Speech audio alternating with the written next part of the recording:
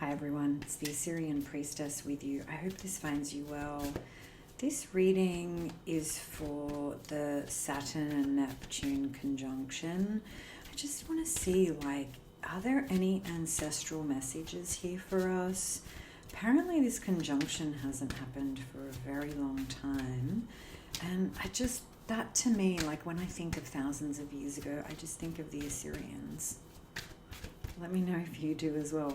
When we go to ancient times, my first question is, I wonder what the Assyrians were up to. So the first card out is the Justice card. The goddess Nanshi, also known as Nancy. Second card out, the goddess Ishtar, Seven of Cups, and the Emperor card. Second row, Two of Cups, Four of Swords, King of Cups, and the Four of Cups in the shadow. So I think the first strong message that has come out is there's nothing to worry about. Anything that needs to be set right will be. So you can actually sit back and trust that. You can sit back and trust that the divine and natural order of things will prevail. The next card out, we have the goddess Ishtar. Here we see a beautiful piece of artwork from the Burney relief. The goddess Ishtar holding the rod and the ring, flanked by two owls standing atop lions. The Seven of Cups to me really is a card about who is on my side. Who can I rely on? Who can I trust? Where am I really being fulfilled? And what do I have to offer the collective as well? The Seven of Cups is not just an illusion and daydream card, although it can be. And, I think that does relate a little bit to the sign of Neptune. And here we have the Emperor, almost like Saturn, although this is card number 4, card of Aries, so it's technically Mars. But I kind of get that energy of this conjunction will allow us to really decide and maybe even flip everything that we held true up until this point. I think we're going to renegotiate, review, and challenge. All of the things we were raised with that we were told were good and right are rapidly shifting before our eyes. And so I think everything we thought was the right and proper and responsible thing to do versus the things that we thought were frivolous, artistic, not worthy, I think they're going to be flipped. I feel like people are going to promote and encourage the arts, languages, music, dance more than we have. And we are going to reject grind culture, money-making culture, just the whole going to school, getting good grades, going to university culture as the road to success. I think that's going to be flipped. Because the Seven of Cups traditionally is, in each cup, there's a future unfolding for the beholder. And some of these futures are wonderful and some of them are actually full of lizards and slime. So there's going to be a review. But there's no need to stress out. Four of Swords, it's okay to actually prioritize your physical, mental health and rest. Literally recover and rest, and the garden will grow without you. The sun will shine and the rain will fall, and the garden will grow without you just for one afternoon. There is a beautiful joining happening. A beautiful joining, again, between the concept of logic and emotion.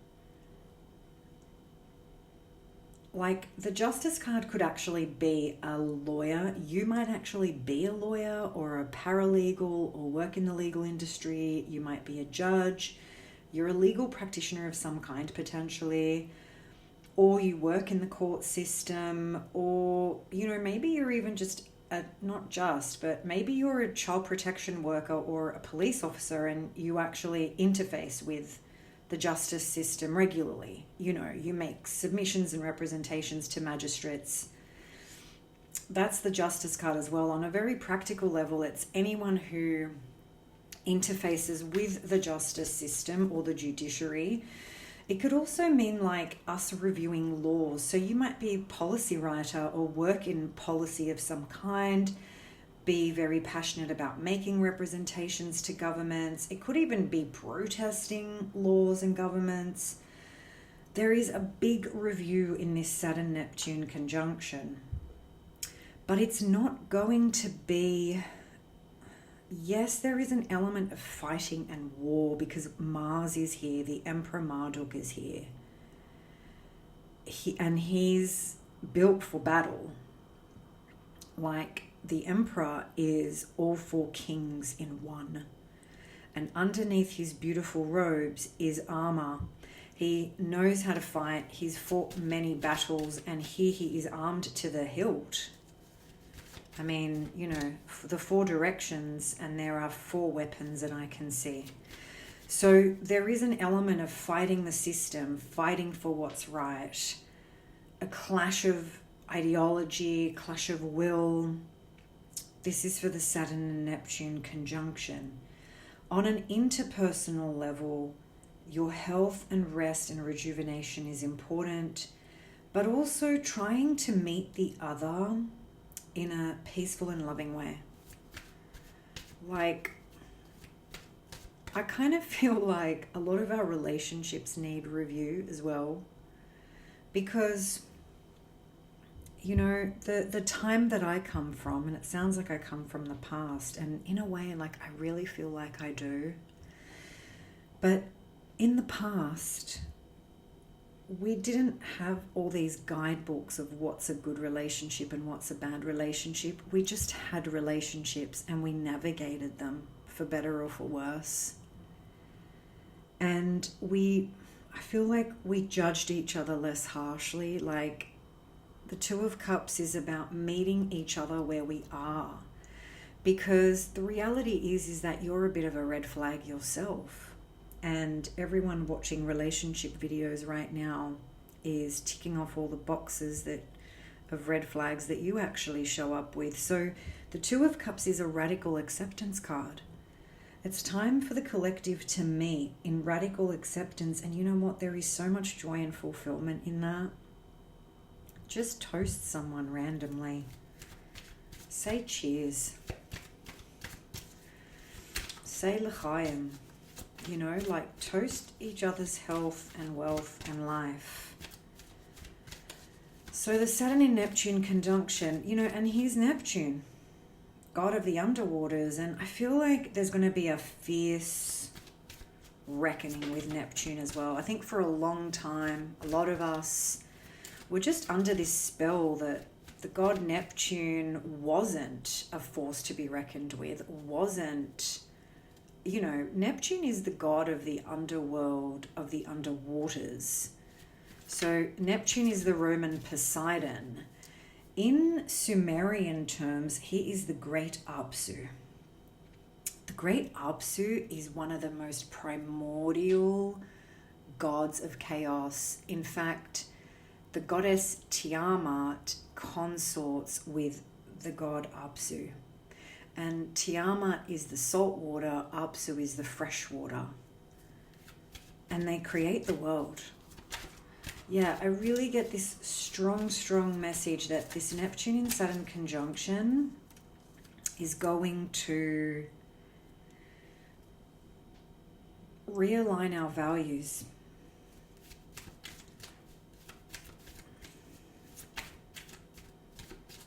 And we're going to see strength and value where it wasn't before. And we're going to see strength and value in humanity and the arts. They're going to make a huge resurgence. Anything else we need to know? The Six of Wands. Those who are battling the justice system will be victorious.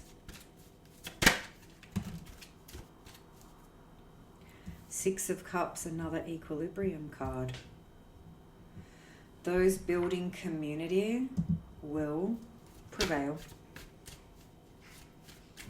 I'm just strategically putting crystals on some of the images so that we can adhere to the community guidelines. Don't want to offend anybody. Yeah. 2 6 cards, that's beautiful. The balance will shift back to equilibrium. We will find each other and find what is beautiful. And we will live happily ever after. The battles are worth fighting. There is a period of chaos. Don't need to tell you that. Okay, I think we've got way too many cards here with the Prince of Cups in the shadow. Let's see. What does the Neptune in Saturn conjunction hold for us? We have the Princess of Discs, 3 of Cups, and the Queen and Cherub of Wands. The collective is really coming together in a way that we'll see some winners and losers. You know, I see this as the voice of antagonism against those on the path of the right, meaning the righteous, not the political spectrum. The 3 of Cups.